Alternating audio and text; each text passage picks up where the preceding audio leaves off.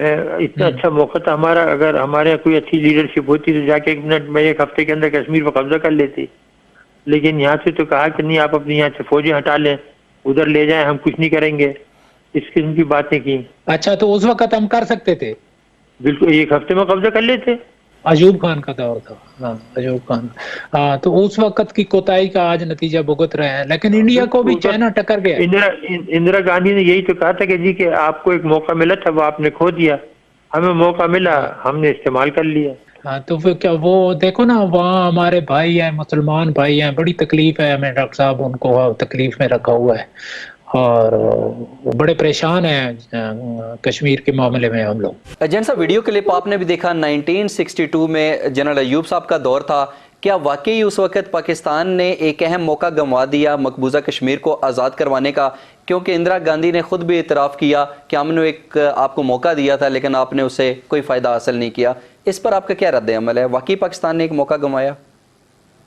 देखिए, ज्यादातर तो मौके की जो बात होती है वो जनरल अयूब खान के वक्त में 1962 में जब चीन और भारत चाइना ने भारत पे हमला किया तो उस वक्त भारत की आर्मी बड़े बुरे हाल में थी और उस वक्त हमें एक ऑप्शन थी। यहाँ पे बहुत सारे लोग ये कह रहे थे कि ये वक्त है कि पाकिस्तान को भारत पे हमला करना चाहिए और हमला करके तो कश्मीर को आजाद कराना चाहिए। लेकिन दोनों चीजें हैं, एक आप उसको अपॉर्चुनिटी कह सकते हैं, बिल्कुल अपॉर्चुनिटी है।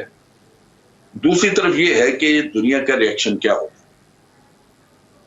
दुनिया ने लाजमन ये कहना था कि जनाब आप ने बड़ा गलत काम किया, भारत एक तरफ जंग लड़ रहा था कि आप ऊपर को पीछे से पड़ गए, तो शायद हमें सियासी एतबार से उस वक्त बहुत ज्यादा मुश्किलात आती। हम लोग अमेरिकन इन्फ्लुएंस में काम कर रहे थे और बावजूद इसके कि हम अमेरिका के इत्तेहादी थे, चाइना चूंकि अमेरिका की चाइना के साथ दुश्मनी थी या चाइना को रिकॉग्नाइज नहीं किया हुआ था और चाइनीज ने वियतनामियों की मदद करके अमेरिका को वियतनाम में बड़ा टफ टाइम दिया बाद में। तो इन हालात में अमेरिका जो है वो चाइना के खिलाफ था और वो कभी भी नहीं चाहता था कि चाइना के खिलाफ जब भारत लड़ रहा हो तो पाकिस्तान जा लड़े भारत के खिलाफ। सही। तो मेरा अपना अंदाजा है कि उस वक्त अमेरिका ने भी रोका होगा, क्योंकि हमारा मसला ये है कि एक छोटा मुल्क होने की वजह से हमें बहुत सारी चीजों में हम डिपेंडेंट है बाहर इकोनॉमी के मामले में और चीज, तो हम वो कदम उठा नहीं सकते, काफी जगह पे कंप्रोमाइज भी करना पड़ता है, कंप्रोमाइज करने पड़ जाते हैं। तो एक तो ये, दूसरा आपकी कौम का एक मिजाज है। सही।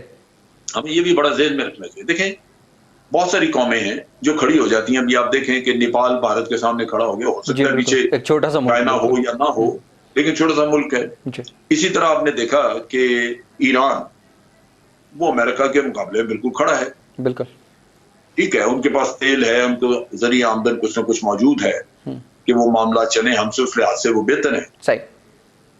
लेकिन कौम के मिजाज का देखिए कि कितना फर्क है। यहाँ आपके यहाँ सूबाइयत है, पाकिस्तानियत नहीं है, लिसानियत है, ये मसले इश्यूज हैं। सही। और इससे बढ़ के जो एक और इशू है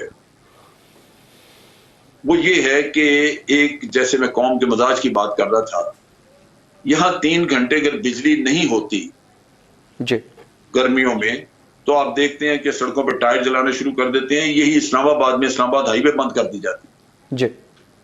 तो जो कौम 3-4 घंटे की या तो 3-4 दिन की बिजली और गर्मी की सख्ती नहीं बर्दाश्त कर सकती जी, उसका अगर कोई इंटरनेशनल कम्युनिटी बड़ा बाइकआउट कर दे और यहाँ पे मसाइल आ जाएं तो ये बर्दाश्त कर लेंगे? ये तो अपनी हुकूमत को खा जाएं। बिल्कुल सही। सही। तो कौम के मजाज को भी देख के करना पड़ता है, क्योंकि आप कह सकते हैं कि जनाब हम इंटरनेशनल कम्युनिटी को खातिर में नहीं लाते, हम अपने मफादात में जो करना चाहते हैं वो करेंगे और बड़ा ठीक था आप करते। अमेरिका क्या कहता है, कोई और कुछ क्या कहता है, आप बिल्कुल ना सुने और आप भारत पे 1962 पे हमला करते और भारत का मामला ठीक कर देते कि जनाब ये कश्मीर आपसे अलग कर दिए। लेकिन वही मसला आ जाता है कि इस कौम का उसके बाद जो हमें डिप्लोमेटिक प्रॉब्लम्स आती हैं, इंटरनेशनल कम्युनिटी की तरफ से जो मसाइल आते, क्या ये कौम बर्दाश्त करती? ये जरा एक क्वेश्चनेबल चीज है और वो आज भी है। अगर यहाँ पे कौमियत इतनी मजबूत हो जाए कि लोग ईरान की तरह एक कौम बन के खड़े हो जाएं और वो ये कहें कि जनाब हम कुछ भी हो पाकिस्तान के दिफा के लिए हम खड़े हैं, अंदर अपने मुल्क में हम जैसी मर्जी सियासत करें, तो फिर आप देखेंगे कि पाकिस्तान उठ के आंखें दिखा सकता है, जिसको भी जी चाहे दिखा सकता है। बिल्कुल सही। तो ये दुश्वारियां हैं यहाँ पे कि बाकी आपकी बात दुरुस्त है। अगर आप टेक्निकली या थ्योरेटिकली देखें तो 1962 में एक बहुत अच्छी अपॉर्चुनिटी थी जिसे हमने किसी भी वजह से जाया। बिल्कुल सही। जैन साहब, इसके एक और पहलू भी है। भारतीय सीनियर साफी कुलदीप नैयर का एक बयान सामने आया जिसमें उन्होंने कहा कि 1962 में वो जो थे उसके साथ लाल बहादुर शास्त्री के साथ काम करते थे और उस वक्त लाल बहादुर शास्त्री ने मुझे ये बताया था कि अगर 1962 में पाकिस्तान जो है हमारे साथ आकर खड़ा हो जाता तो हम ये जंग जीत जाते, और उसके बाद अगर पाकिस्तान हमसे कश्मीर भी मांगता तो शायद हम ना कहना हमारे लिए मुश्किल हो जाता। इस पर आपका क्या रद्द अमल है? नहीं, ऐसा हो नहीं सकता था।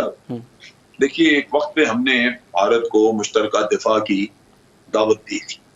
हमारे किसी लीडर ने कहा था, और ये बड़ी कोता नजरी की बात थी कि जी हम मुश्तरका दिफा कर रहे हैं। जी, दुश्मनी आपकी भारत के साथ है। भारत आपको पाकिस्तान को जिंदानी देखना चाहता है, पाकिस्तान को दफा करना चाहता है, और भारत ने बाद में किया भी। 1971 में 2 टुकड़े किए, और भारत कश्मीर भी दबा के बैठा हुआ है। मुसलमानों के साथ भी भारत ने मसले खड़े किए। तो इन हालात में मुश्तरका दिफा किसके खिलाफ आपने करना?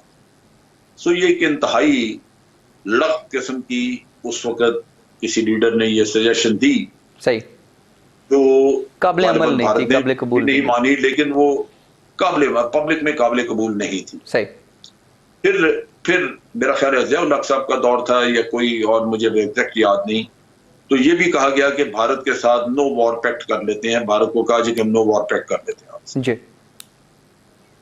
अच्छा, उस हद तक वो शायद आप कह लीजिए कि नो वॉर पैक्ट करने का मतलब ये है कि दोनों मुल्क जंग नहीं करेंगे, लेकिन जो मसाइल हैं वो बातचीत के जरिए हल करेंगे। जी, चलिए, ये भी हो जाता। लेकिन जब आपको अंदाजा हो कि भी भारत तो बातचीत के जरिए मसला हल करता ही नहीं, बातचीत ही नहीं करता, तो फिर तो कोई ऑप्शन ही नहीं है इस तरह की। तो फिर तो नो वॉर जो है तो ऑप्शन नहीं हो सकता किसी हो गया, तो आपको जंग लड़के ही फिर अपना को मकसद हासिल करना पड़ता, तो वो पैक्ट भी बेकार हो जाता है। सो इस वजह से मेरा ख्याल है कि हमें, जब हम बात करते हैं कि out of the box solution को निकालें, तो उसमें भी अकल दरकार होती है कि आप हालात को देख के फिर कोई बात करें। वो सोल्यूशन नहीं है जो कल आप ही को काटता फिरे, कल आप ही के लिए मसाइल पैदा कर। ठीक, तो इस तरह की होती नहीं है बातें। लेकिन बहरहाल चूंकि ये मामला तय ना हो सके, ना ही इसलिए माजी का हिस्सा है। हम बिल्कुल सही, तो माजी की तारीख का हिस्सा है। बात करने को तो ठीक है, बात करते हैं, लेकिन हकायक ये है कि आज हम भारत के साथ फिर आमने सामने खड़े हैं। सही। और कश्मीर का मामला बहुत संगीनी से सामने आया हुआ है। कश्मीरी जाने दे रहे हैं, भारत हठधर्मी कर रहा है, कश्मीर को यूनिलैटरली यकतरफा तौर पे यूनियन टेरिटरी बना लिया, जो कि गैर कानूनी भी है, गैर इंसानी भी है, हर लिहाज से गलत काम है। तो हमें इसकी तरफ अब तवज्जो देनी चाहिए कि इस सूरत हाल को हमने किस तरह निपटना है। भरपूर तरीके से आवाज उठानी चाहिए और मुसलसल कोशिशें करनी चाहिए। वहां पे वसुद्दीन अवैसी और ये वो, और फिर इमाम शाही इमाम बुखारी, और इसके साथ साथ फिर देवबंद के वो मदनी साहब, ये बिकाऊ मुल्ला हैं, ये बिका हुआ माल है कि जिस्म कहीं भी दुनिया में नहीं होगा। सही। क्योंकि इसकी सारी वक़्त और कीमत इंटेलिजेंस एजेंसीज के लिए थी, वो खत्म हो गई। तो जब वो खत्म हो गई तो बाकी तो पाकिस्तानी को तो ये नहीं चाहिए। यहाँ तो कोई भी मुतालबा नहीं कर रहा कि जनाब अल्ताफ हुसैन हमारा लीडर है, इसको ले गए। यहाँ तो इसको थूक दिया, खत्म कर दिया। बिल्कुल सही। तो इस वजह से ये शख्स जो है ये अब अपनी जबान बेच के कोशिश कर रहा है कि कुछ मिल जाए। सबसे बड़ा मसला इसका इस वक्त पैसों का है। इसने बड़ा अच्छे वक्त देखे, बड़े फरमानी था। जब इसके इशारे पे कराची बंद हो जाता था तो इसने बहुत फरावानी का वक्त देखा। उस वक्त इसकी जेबों में पैसे कई तरफ से आते रहे। इसने गुलशरे उड़ाए हैं, इसने बदमाशियां और अय्याशियां की हैं। उसकी वजह यह थी कि कराची से भी बहुत माल जाता था भत्ते का, और इंटेलिजेंस एजेंसीज भी इसकी जेबों में डालती थी। सही। आज ना इसके लोगों की किसी की पजीराई है, वो भिखारी बने हुए भूखे मर रहे हैं। और खुद ये आपने देख ही लिया कि भीख मांगने का इसका अंदाज कि वतन के खिलाफ अर्जा सराई करो। इन एनी केस देखो इश्तियाक, ये वतन कहाँ रहा? ये अभी ब्रिटिश सिटीजन है, इसकी सिटीजनशिप वहां की है, पाकिस्तानी पासपोर्ट तो उसके पास है ही नहीं जी। ना पाकिस्तानी आईडी कार्ड है उसके पास, ना पाकिस्तानी पासपोर्ट है। ये हर्जा सराई अगर वो मेजर गोराइया या क्या नाम, गोरेवारिया, वो गोरेवारिया अगर खुद कर लेता तब भी एक ही बात थी। अच्छा, या अगर उसने इसको लिख के पकड़ा दी बात कि ये तुम बोलो बकवास करो, तो वो भी एक ही बात है। अच्छा जने साहब, वैसे सॉरी टू कट यू, गोराबारिया की एक सेकंड, गोराबारिया की तरह ये भी पाकिस्तानी नहीं है। जैसे गोराबारिया भारतीय है, ये भारतीय होगा या ब्रिटिशर होगा, पाकिस्तानी तो नहीं है। सही। तो पाकिस्तान के बारे में गोराबारिया खुद अगर कोई बात कर लेता तो वो भी एक ही बात थी, तवक्को उससे की जा सकती है।